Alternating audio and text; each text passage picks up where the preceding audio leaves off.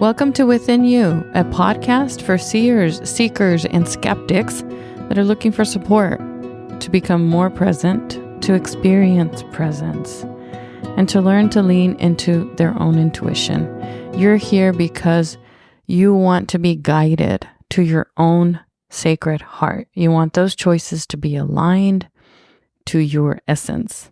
Yo soy Viviana Carrasco, a modern mystic and spiritual teacher, and it is my honor to journey with you, to be in your ear for these few moments, and to help you take steps towards the calling of your soul.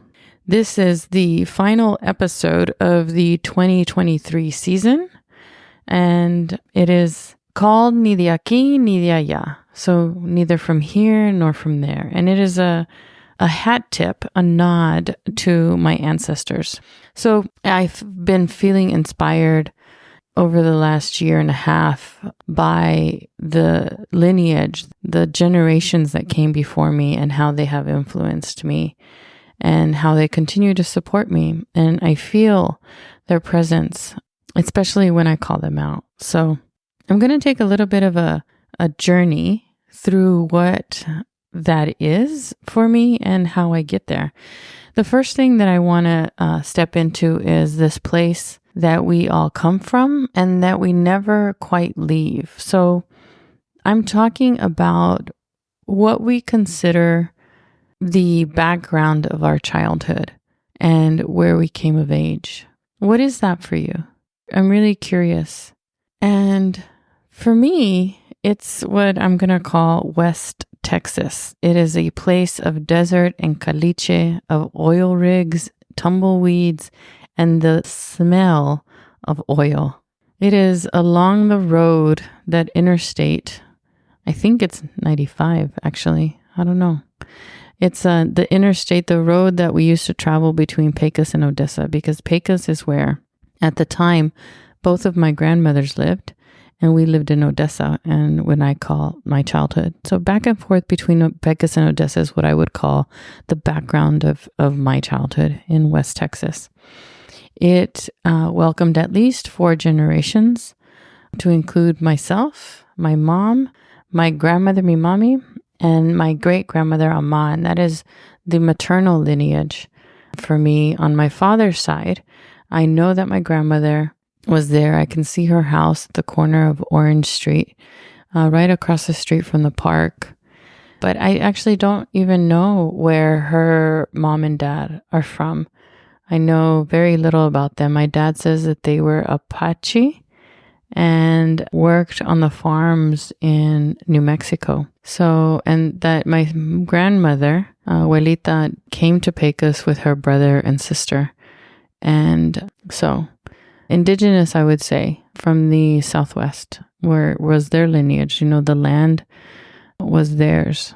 That's what they called home. But I don't recognize that from my childhood. What I recognize is the West Texas desert of my great-grandmother, Amma. I have a picture of her where she's probably in her 70s and she's working out in the fields. She would travel with her family following the crops as a migrant worker. I know that she had a house in Pecos, which my tia Pola and their family took over, and then a house in Odessa, where on the south side, where my tia Candy, and who may she rest in peace, and their family took over. And so I was lucky enough to have her in my life until my early 20s. But that's my mom and dad's side, and that's where I come from. And the stories that I remember being told by my grandmother, because my abuelita passed right outside of high school for me when I came back from Germany, only being a few years married after high school. She had passed, and so I was there at her funeral. I didn't get to hear many stories from her because she spoke Spanish, and at the time growing up, I actually didn't learn Spanish until I went to college, because my parents, as I tell myself the story until they tell me different, were focused on assimilation, and their idea of giving me a better life was helping me to fit in, and part of that was assimilating, not really being different from the culture. I've learned now to reclaim what I feel like I lost, what I didn't. And that's why this episode started with a saying, ni de aquí ni de allá, because as I was growing up, I didn't feel like I belonged where I grew up. And I didn't know where I came from. Because my paisanos, my Mexicans that were like me would be like, where are you from? And I'm like, Pecos. And they're like, no, where are you really from? And I was like, I don't know. Texas was Mexico before it was Texas. And the lineage of indigenous didn't, there was no border to where they traveled, back and forth in the land. I often want to find a place like that I can point to. And I understand that my grandfather, my mommy's husband, came from, actually he wasn't, but his mother or his father. So there was two brothers that married two sisters. And when my grandfather, mi papi, was born, his mother died. And I believe that they came from Cuba. And so then he was raised by his uncle. And the stories that I hear from mi mommy are of her in her young childhood. So if she's in her late 80s now, that would be 1920s, where she would visit her grandmother. Literally, she tells me that they lived in the monte, like in the mountain, and that she was an indigenous woman and she married a Mexican. I also remember her telling me stories of her grandmother, either her grandmother or her great-grandmother, how she would do healing ceremonies like limpias, like smoke, incense, that sort of thing. And she was a healer, and my grandmother would tell me that she was a little girl and she would peek into the room, and then her grandmother would sort of shoo her away and say, this is not for you. So I lived my life in West Texas, and what I've done recently over the last probably 5 to 7 years is start to revisit it and make sense of it and what it means to me now. And I see myself in all of these different cultures, and I can understand a little bit more about the diversity and the differences, the beauty in richness in the difference between me and the typical, I would say, Texas cowboy culture, and how beautiful it is to me to have this lineage that I have.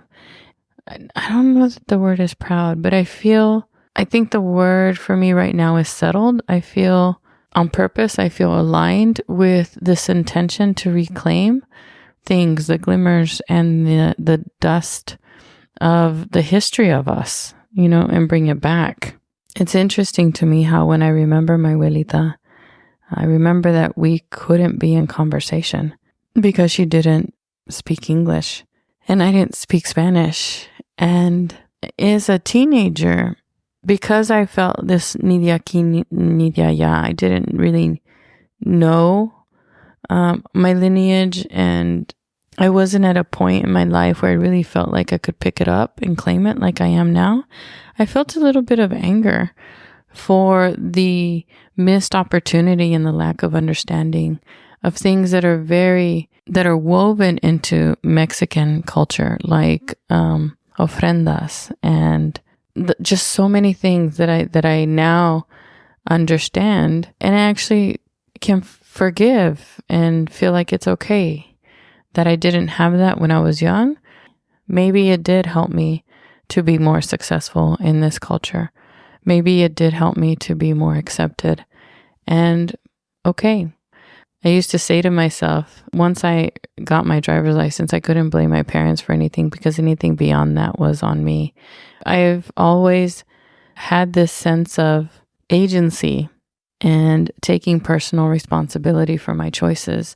And so it doesn't take away the things that happened when I was younger or that, I lived through, but it just becomes a way for me to make decisions and form a different kind of understanding. So I have, over the last several years, very intentionally began to collect stories and voices and really weave in customs and be more intentional about the things and the celebrations, the way that I celebrate fiestas and major milestones in my family's lives. Because I feel like over the years, I've been putting a puzzle together of where I came from so that I can no longer say that I'm caught between cultures. No soy ni de aquí ni de allá. I am all of these things. And if I can pass that legacy on to that my ancestors left me and put those puzzle pieces together for the next seven generations, then that is part of my gift to them. I feel connected to them when I am in the earth.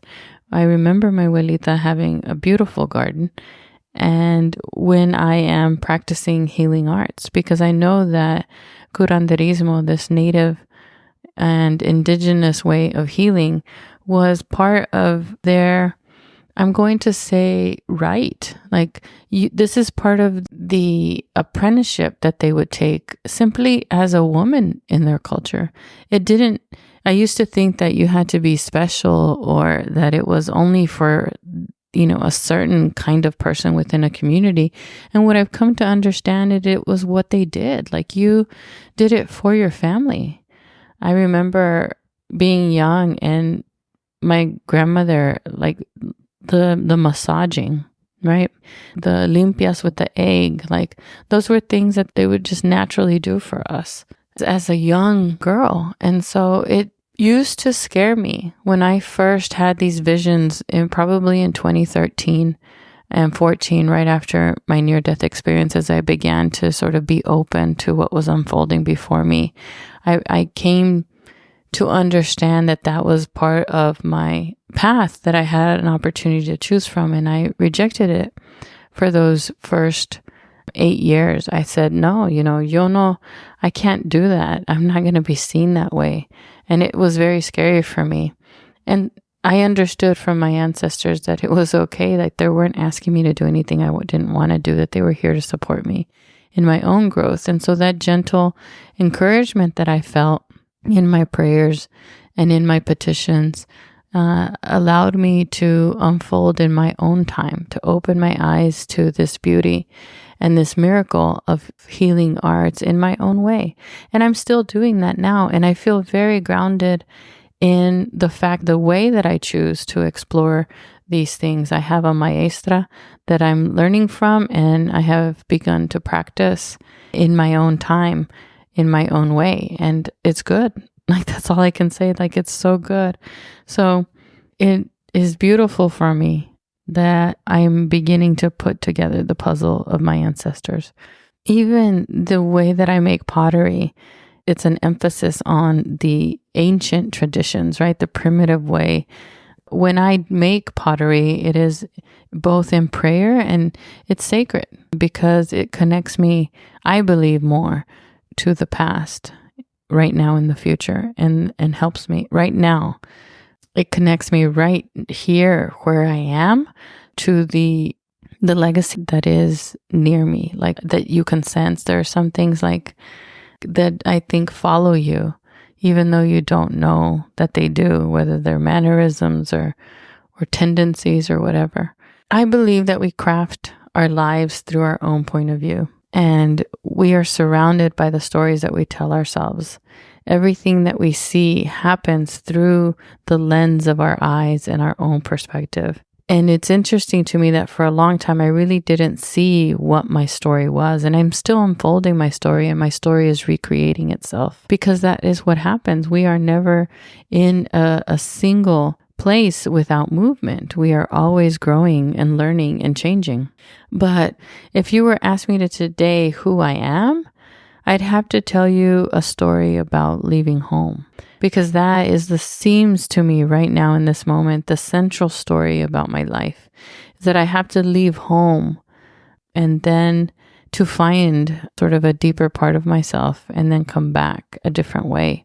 And it seems for me to mirror the storyline of the hero's journey. You have to leave to travel, to take your adventures, and then you come back with your gifts.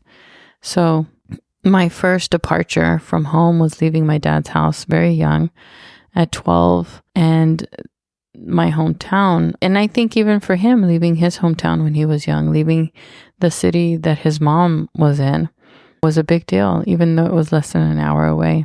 So my story is all about leaving in order to individuate, like to become myself.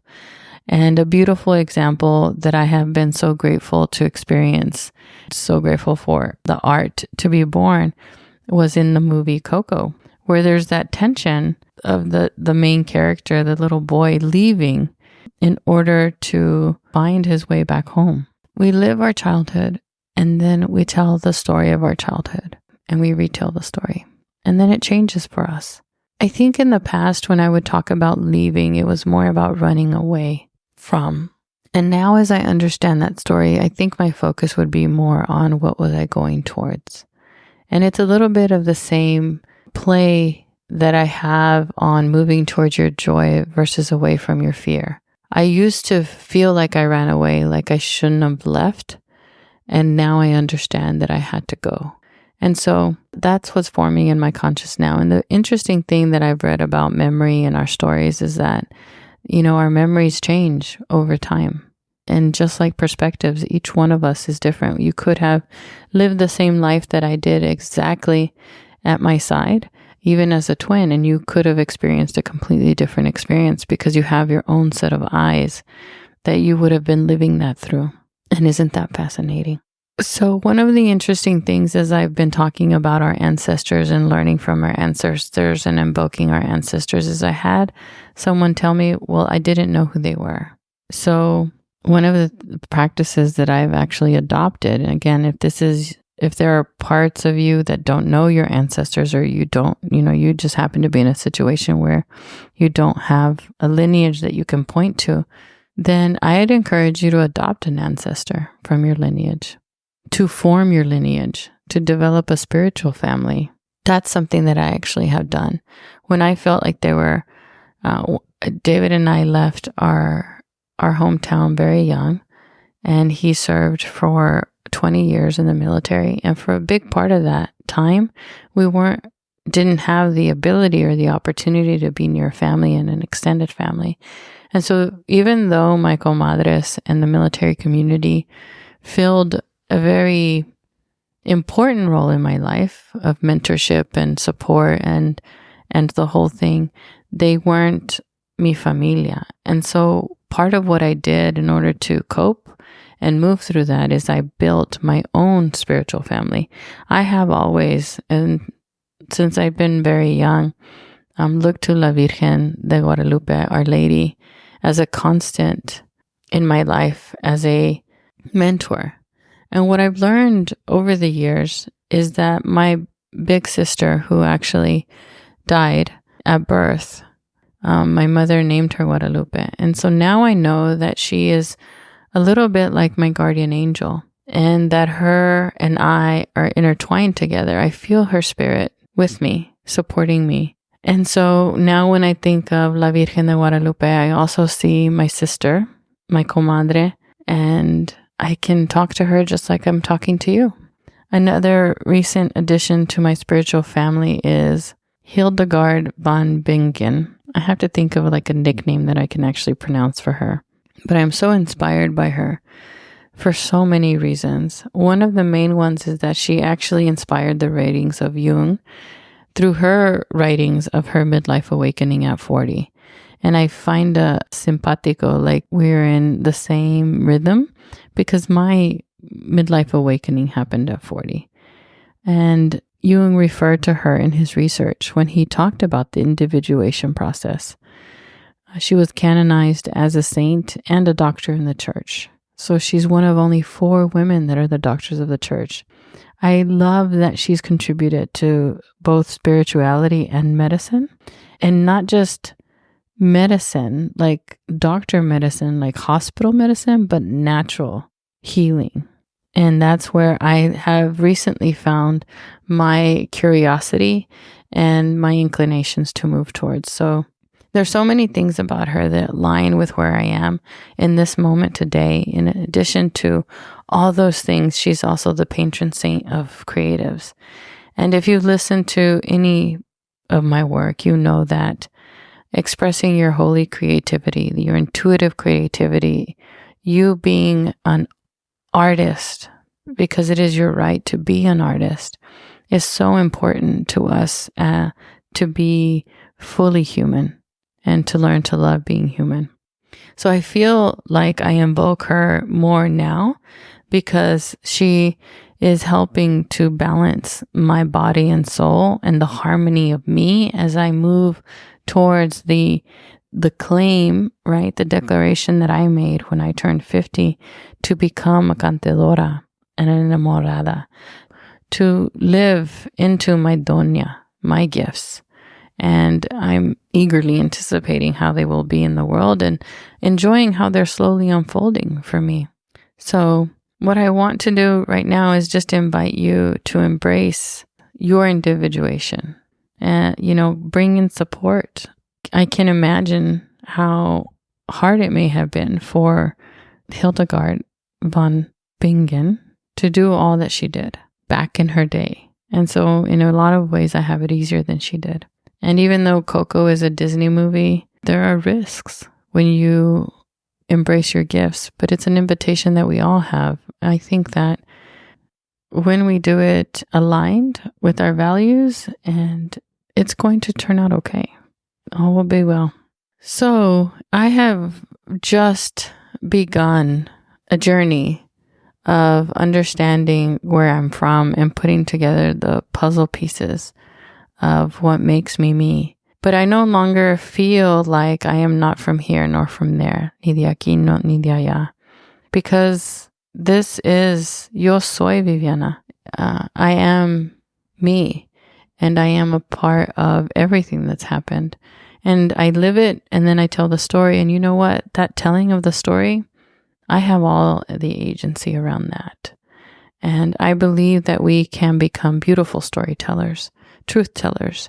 And that's part of the training that I'm putting myself through now. It may be a little early for me to come to the mic with this, but it's really just an exploration of where I am now and the things that have formed me as I begin to explore sort of the revisiting of myself within my culture and what I'm reclaiming.